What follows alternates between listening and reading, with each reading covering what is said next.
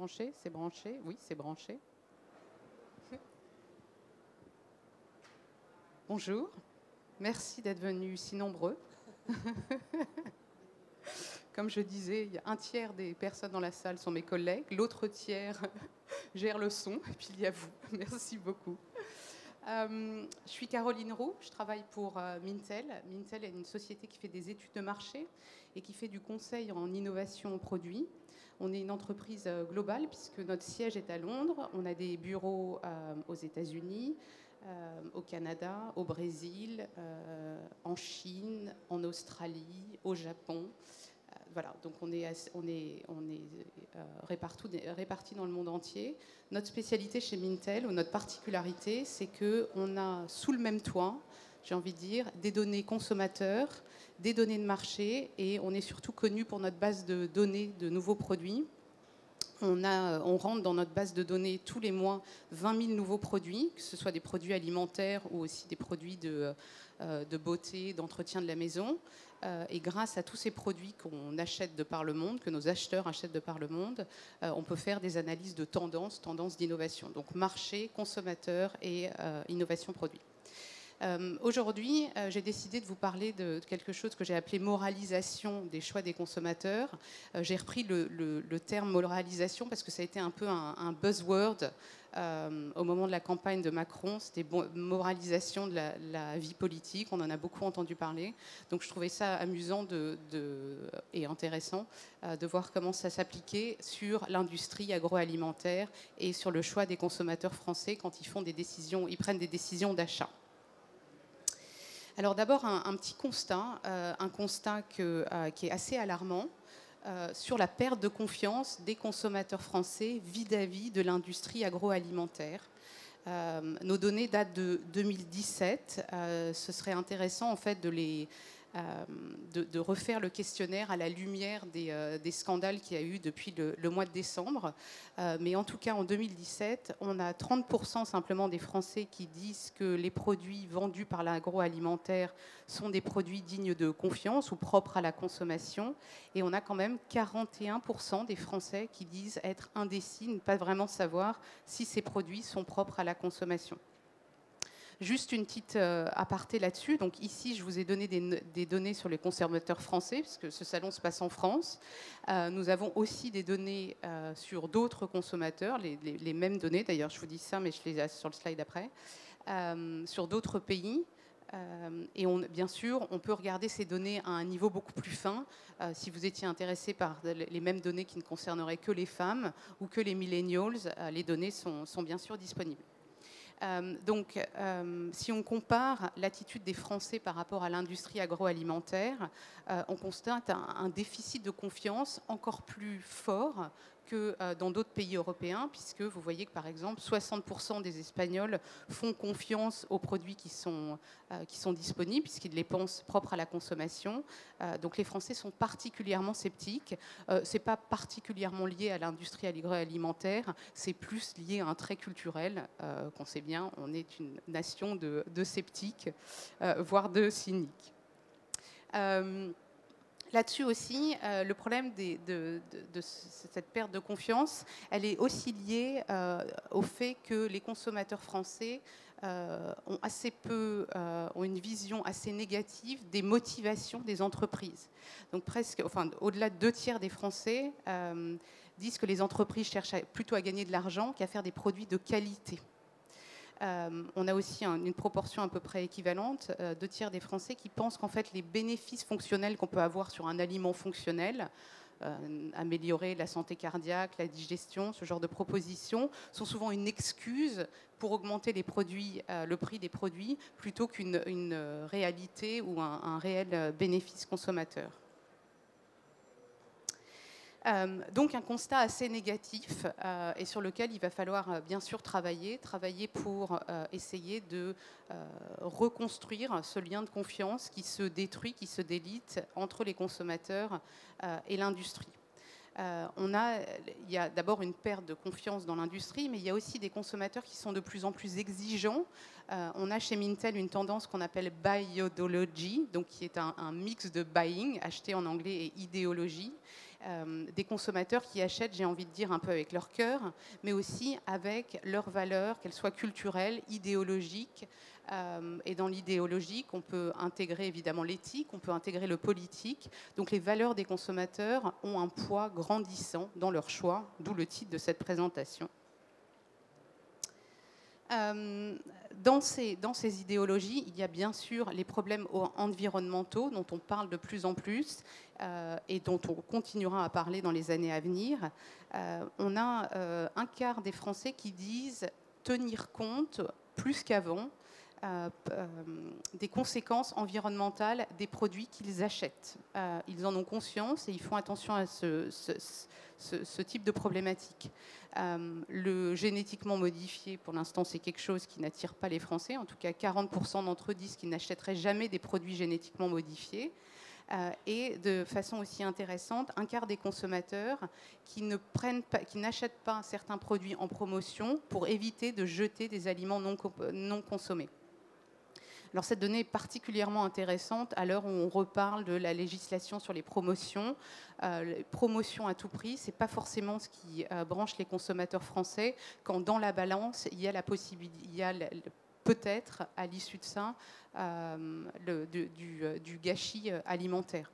Donc les promotions, peut-être les promotions musclées, oui, peut-être pour des produits des denrées non périssables. Pour ce qui est produits frais, il faut faire l'équilibre ou la balance entre un prix très attractif et finalement un gruyère qui finira dans le fond d'une poubelle parce qu'il n'a pas été consommé. Quelque chose dont on parle pas mal, il y a d'ailleurs, je crois, une conférence cet après-midi là-dessus, sur le traitement animal. Bien sûr, ça ne concerne pas toutes les entreprises, hein, tous les produits, mais c'est une préoccupation qui s'intensifie, et notamment, alors un peu chez les femmes, mais notamment chez les jeunes, ce qu'on appelle les millennials ou la génération d'après. C'est une problématique qui les intéresse et dont ils se soucient. Alors, je vous ai mis ici des données en exemple dans l'achat de yaourt ou de lait. Des consommateurs français qui tiennent compte des considérations du bien-être animal. Alors, je ne dis pas ici que c'est la première motivation d'achat, hein, de savoir si les vaches ont été bien traitées quand on achète un yaourt ou du lait, mais ça commence à entrer en ligne de compte. D'ailleurs, on voit des entreprises françaises qui commencent à tenir compte de ce genre de problématiques. L'air d'Hammer qui maintenant met sur l'avant de ses packaging le fait que les vaches ont été au pâturage. C'est d'habitude une allégation qu'on voit plutôt sur le lait lui-même, mais on commence à le voir sur les produits transformés de l'industrie laitière. Bien sûr, cette tendance, cet intérêt des consommateurs pour le bien-être animal, il est à mettre en perspective avec le développement de tout ce qui est produits non laitiers, donc les laits à base végétale. On sait que certains consommateurs passent sur cette catégorie aussi dans le souci du bien-être animal. Une particularité française, c'est aussi cet appétit des consommateurs pour ce qui est petit, les petites entreprises. On a tendance à avoir plus confiance dans les petits, précisément parce qu'on imagine que les petites entreprises, les petites structures sont moins motivées par l'argent et plus motivées par leur mission, par un souci de qualité. Alors bien sûr, ça c'est très important quand ce sont des données dont il faut tenir compte, quand on est un gros distributeur, quand on est un gros fabricant de marques. Comment regagner la confiance des consommateurs en ayant finalement l'attitude et les valeurs d'une petite entreprise alors qu'on est un gros groupe. Ce qu'on a constaté depuis quelques années, ou je dirais depuis, ça a été très très marqué en 2017, c'est justement toutes ces grosses entreprises qui, au lieu d'innover in-house ou en interne, ou qui, au lieu de racheter des entreprises, ont un système de pépinière, donc qui laisse la liberté aux start-up, finalement, de continuer à se développer, de continuer à avoir leur motivation, leur éthique, leur souci d'innovation de start-up, mais ces grandes entreprises vont donner un backup financier parfois un backup aussi en termes de supply chain à ces petites entreprises. Donc ici, je vous ai juste mis un exemple, General Mills, et je vous ai mis des photos de petites marques que General Mills a décidé d'incuber. Donc des petites marques, c'est essentiellement des marques américaines ici. On a du gazpacho, je ne sais pas pourquoi il est allongé le gazpacho sur mon slide, mais c'est une bouteille de gazpacho à boire on the go. Vous avez des chips par exemple à base de choux, type choucroute, avec des positionnements très branchés probiotiques, par exemple. Un produit qui est aussi sans lait. Du cottage cheese, qui sont un produit qui est un classique de tous les ménages américains, qui redevient à la mode, puisque le cottage cheese est un produit bien dans la tendance en termes de une teneur allégée en gras, une teneur riche en protéines. Voilà, donc un certain nombre de produits. Il y a aussi, vous voyez, Beyond Meat, qui est un burger à base de pas de viande, un burger végétal. Donc, cette stratégie d'incubation, je vous ai mis l'exemple de General Mills. On sait qu'il y en a d'autres qui font ça. D'ailleurs, tous les gros font ça maintenant. Alors, ce que ça veut dire aussi, c'est que ces petites entreprises ont des chances de perdurer ou de durer un peu plus longtemps que si elles n'avaient été pas backées par des grosses entreprises, ce qui est une bonne nouvelle pour l'innovation, ce qui est aussi une menace pour les plus gros d'un certain côté, puisqu'on aura plus de petits en compétition. Une autre source en fait d'influence qui peut à la fois être une menace ou une opportunité pour l'industrie, c'est finalement l'environnement technologique. La moitié des Français pensent que finalement le fait qu'ils aient la possibilité de trouver des informations, de communiquer en ligne, particulièrement dans les médias sociaux, force finalement les entreprises à la transparence.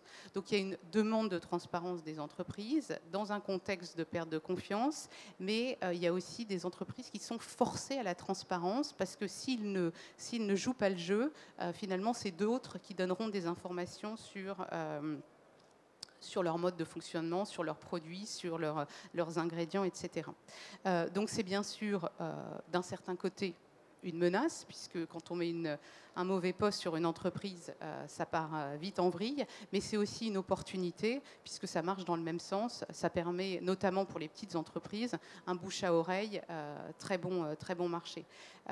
Ce genre de médias est aussi une façon de communiquer sur des innovations. On a chez Mintel une tendance sur tout ce qui est innovation texture, et innovation en termes de couleurs, ce type d'innovation finalement qui sont un peu anecdotiques, qui ne sont pas forcément soutenues par des campagnes marketing, elles ont l'intérêt de finir rapidement sur les médias sociaux et d'être pris dans un buzz et donc d'être marketées relativement gratuitement grâce aux médias sociaux.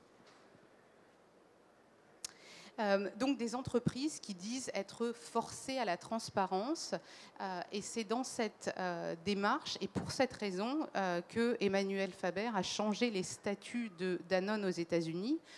Danone a racheté il y a, je dirais, 2 ans, une entreprise qui s'appelle White Wave, qui est le numéro 1 des laits à base de laits végétaux. Et dans la fusion de Danone avec White Wave, qui s'appelle maintenant Danone Wave, comme diraient les Américains, Danone, Emmanuel Faber a changé les statuts de l'entreprise et a constitué cette entreprise comme une B Corporation. C'est un statut d'entreprise qui fait que l'entreprise a des objectifs financiers, évidemment, à atteindre, mais aussi des objectifs sociétaux, des objectifs par rapport à la société, l'environnement dans lequel il évolue, par rapport à l'environnement comme la planète. Et ce qui est intéressant au-delà de la décision d'Emmanuel Faber, c'est sa motivation, ici citée en anglais dans le texte, puisqu'il avait fait sa citation en anglais, où il explique que finalement, il ne fait pas ça parce qu'il est philanthrope, il fait ça parce que c'est ce que les consommateurs veulent. Ils veulent des preuves que les entreprises se comportent correctement, behave properly, ou ont une éthique irréprochable. Donc encore une fois, des entreprises forcées à la transparence, et il y a donc ceux qui réagissent comme Danone. En termes de développement de produits, qu'est-ce que ça veut dire? Donc, comme je vous l'expliquais au début de cette présentation, chez Mintel, on est connu pour notre base de données qui s'appelle GNPD, parce que Global New Product Database. Donc, on a cette base de données immense dans laquelle on rentre tous les produits qui sont vendus dans 60 marchés. Comme je vous le disais, 20 000 produits entrent dans la base de données tous les mois. Et grâce à cette base de données, on peut faire des études de tendance. Donc ici, voici comment j'ai interrogé la base de données. Je lui ai demandé de me sortir toutes les innovations food and drink qui avaient été lancées en France et de regarder celles qui avaient des allégations liées à l'éthique et à l'environnement ou celles qui avaient des allégations liées au naturel. Naturel, ça peut être aussi bien organique que sans additifs préservatifs, ce genre de propositions. Et vous constatez qu'en 2012, c'était vraiment le naturel qui prédominait dans les allégations des produits food and drink lancés en France. Depuis, la tendance s'est inversée puisque c'est plutôt des allégations liées à l'éthique et à l'environnement, notamment au packaging, des packagings recyclables, c'est une des allégations qu'on a. Qui domine l'innovation alimentaire et de boissons en France. Si on regarde à un niveau un tout petit peu plus fin et qu'on regarde quelles sont les allégations, plutôt que le groupe d'allégations, plutôt que le thème qui serait l'éthique ou le naturel, ici on est à un niveau plus fin. Donc un tiers des innovations, j'arrive à vous mettre une souris là? Ouais, voilà. Ce qu'elle nous dit ici, c'est que vous la voyez, ma souris? Ouais. Un tiers des innovations alimentaires de boissons en France avait une allégation liée à son packaging en 2017. Vous constatez que le bio continue à bien augmenter. Par contre, tout ce qui est éthique lié à l'humain, qui est éthique lié à l'animal, on parlait du bien-être animal, c'est pour l'instant tout à fait marginal en France. Donc il y a potentiellement des opportunités pour communiquer là-dessus un peu plus en pack et pas uniquement sur les sites internet. Encore une fois, les allégations liées au bien-être animal ne concernent pas toutes les catégories. Mais vous constatez qu'ici, là, on doit être à 2% des produits lancés en France en 2017 qui ont une allégation liée au bien-être animal. Alors maintenant, quelques petits exemples qui pourraient vous inspirer, quelques exemples sur la façon justement dont les entreprises essaient de reconstruire le lien de confiance avec les consommateurs et finalement s'impliquent dans les sujets d'intérêt des consommateurs ou prennent en considération leurs valeurs et leurs opinions politiques. On a par exemple Starbucks aux États-Unis qui a décidé d'embaucher 10 000 réfugiés dans les 5 prochaines années. L'annonce a été faite quand justement on parlait beaucoup de l'arrivée de réfugiés de l'Afrique vers l'Europe et donc Starbucks qui s'engage sur un chiffre, donc un engagement tangible, 10 000 en 5 ans. Ici, juste pour refléter la décision que prend Starbucks, des données sur les consommateurs américains, puisque c'est un marché qu'on couvre très bien aussi.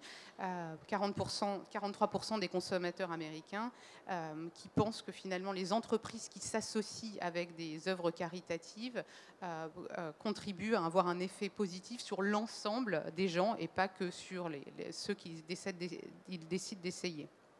d'aider. En Belgique, un autre exemple, c'est Lidl, donc au niveau distributeur, un niveau qui a quand même du poids, compte tenu du poids de Lidl en Europe, qui décide donc de n'acheter que des cochons ou des porcs qui ont été élevés, disons, éthiquement et de façon durable, et qui demande à bénéficier du label Best Life pour ces cochons. Donc ce genre de décision, c'est aussi des décisions qui permettent de faire un peu le buzz ou d'avoir du retentissement dans les médias pour ce genre de décision assez importante. Encore une fois, le bien-être animal, ici on en reparle avec les consommateurs français dans leurs décisions d'achat de viande, de produits carnés. Un autre sujet, qui est un sujet beaucoup plus politique, en fait, qui est lié à la diversité culturelle de nos sociétés, la diversité des populations. Un supermarché à Hambourg, en Allemagne, a décidé de vider ses rayons des produits étrangers pour que les consommateurs se réalisent à quel point, en fait, l'Allemagne, ou ce supermarché en particulier, avait besoin probablement de ses fournisseurs européens. Et comme finalement l'alimentation allemande et les choix offerts aux consommateurs allemands étaient pauvres quand on n'était plus ouvert sur le monde.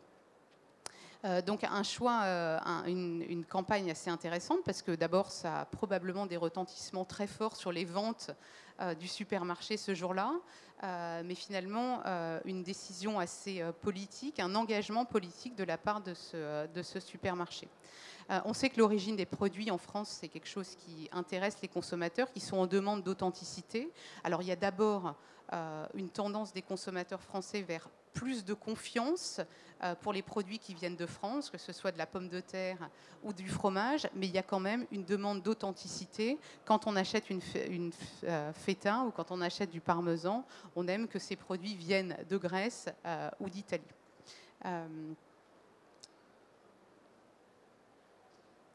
Un autre exemple, donc là, pas au niveau d'une société, mais plus au niveau, enfin toujours au niveau d'une société, mais au niveau finalement d'un packaging.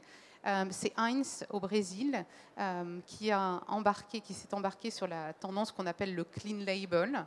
Alors un mot bien vague qui veut dire plein de choses et des choses tout à fait différentes, que ce soit en Angleterre, que ce soit aux États-Unis.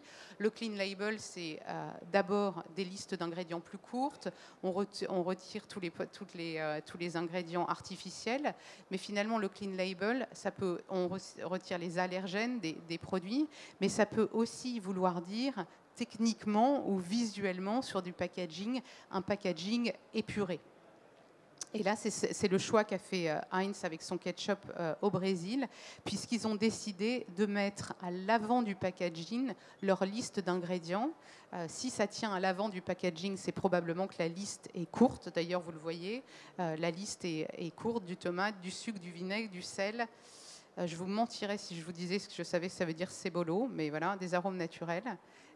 Hein, c'est-à-dire oignons. Et ben voilà, des oignons. Donc, merci monsieur. Et donc une liste d'ingrédients suffisamment courte pour qu'elle puisse être mise à l'avant du packaging, et une liste d'ingrédients avec laquelle on est parfaitement à l'aise, puisqu'elle vient remplacer des allégations marketing. Et ce qui est intéressant aussi dans cette tendance clean label, c'est que les consommateurs français nous disent, ici c'est 39% d'entre eux, qui disent que finalement quand il y a trop d'informations sur un packaging, c'est presque un peu suspicieux. On se demande pourquoi il y a besoin d'en mettre des tartines et des tartines. Donc des données qui abondent dans cette idée d'un packaging plus épuré, qui va à l'essentiel, mais sur lequel, bien évidemment, on n'a rien à cacher. Et puis, au-delà des entreprises, du design packaging, il y a aussi finalement la tendance pour plus de transparence et aussi baquée par des gouvernements. Donc en France, bien sûr, vous avez entendu parler de la loi sur les caméras dans les abattoirs. Le Royaume-Uni se prépare à faire ce même type de loi. Donc c'est au niveau finalement institutionnel, gouvernemental, qu'on installe la transparence. Il y a eu quelques conférences aussi sur tout ce qui était l'étiquetage des valeurs nutritionnelles. Tout ça, finalement, ça vient d'en haut, l'institution qui répond à ces demandes des consommateurs. Et si les entreprises ne jouent pas le jeu de la transparence, c'est finalement le législateur qui leur impose cette transparence. D'autres exemples ici, alors anecdotiques, mais assez amusants. Encore une fois, en utilisant les réseaux sociaux, c'est la marque de chips McCoy's qui a mis des caméras et qui a fait ce qu'on appelle du live streaming sur Facebook pendant 4 heures pour montrer sa chaîne de production de chips.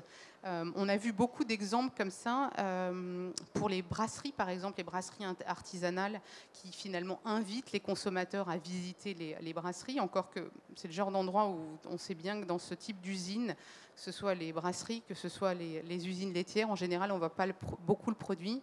Dans ma vie d'avant, j'ai travaillé pour Saint-Hubert, on disait toujours les margarines, on disait si on voit du lait dans l'usine, c'est qu'il y a un vrai problème, si on voit le produit, c'est qu'il y a un problème, puisqu'effectivement les ingrédients entrent dans des silos, ils ressortent en paquets et finalement on ne les voit jamais. Je pense que c'est à peu près la même chose. J'ai jamais visité une usine de chips. Je pense que c'est à peu près la même idée. Mais toujours est-il que c'est une façon de communiquer le message qu'on n'a rien à cacher et qu'on est d'accord pour mettre des caméras dans ces usines. Et puis juste un dernier point de réflexion là-dessus, c'est jusqu'à quel point on décide d'être transparent. Oui, on a des consommateurs qui sont en demande de transparence pour les ingrédients, qui sont en demande de transparence du début à la fin de la chaîne de valeur, c'est-à-dire qu'ils voudraient savoir d'où vient le produit, quelle est la vache et le nom de la vache et du fermier qui a trait la vache, potentiellement d'où vient le packaging. Des consommateurs en demandent beaucoup d'informations.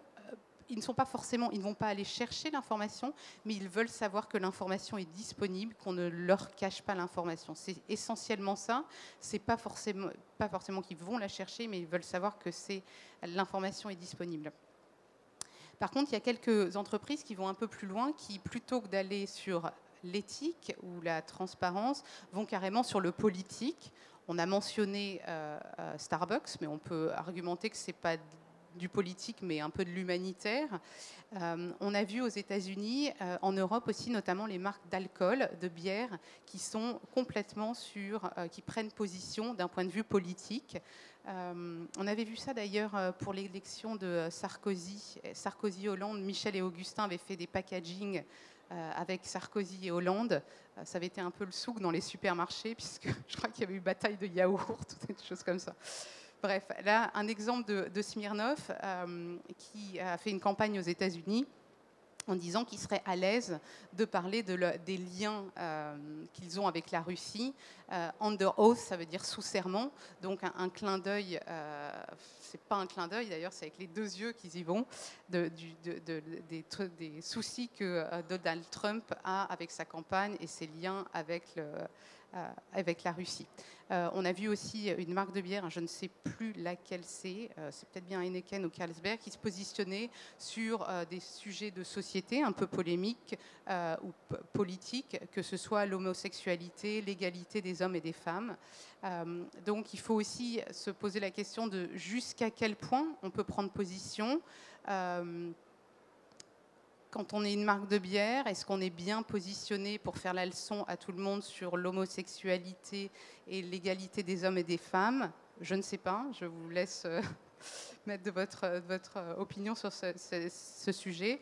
Mais il faut aussi faire attention à ne pas aller trop loin dans les positions qu'on prend, puisqu'on est quand même rarement complètement irréprochable. Et puis, juste pour finir, ce besoin de transparence, il n'est plus réservé à une élite, à des gens éduqués, à des gens qui ont accès à l'information.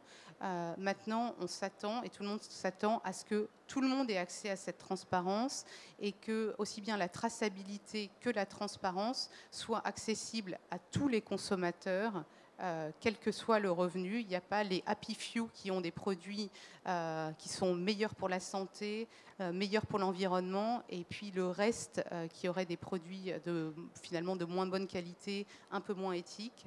Il y a une demande des consommateurs d'égalité par rapport à ce type de transparence et de traçabilité. Voilà, donc trois points à retenir ou sur lesquels réfléchir pour cette première présentation. Pourquoi pas finalement segmenter sur des principes idéologiques? On entend parler beaucoup des millennials, donc on a tendance à segmenter par génération. Peut-être que maintenant il y a un nouveau type de segmentation à explorer, plus d'un point de vue finalement idéologique.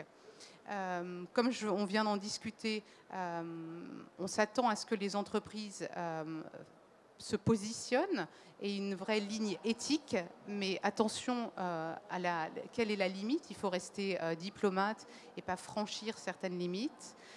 Et puis, ce qui est clé dans tout ça, c'est la communication. La communication sur sa transparence, la communication sur ses valeurs.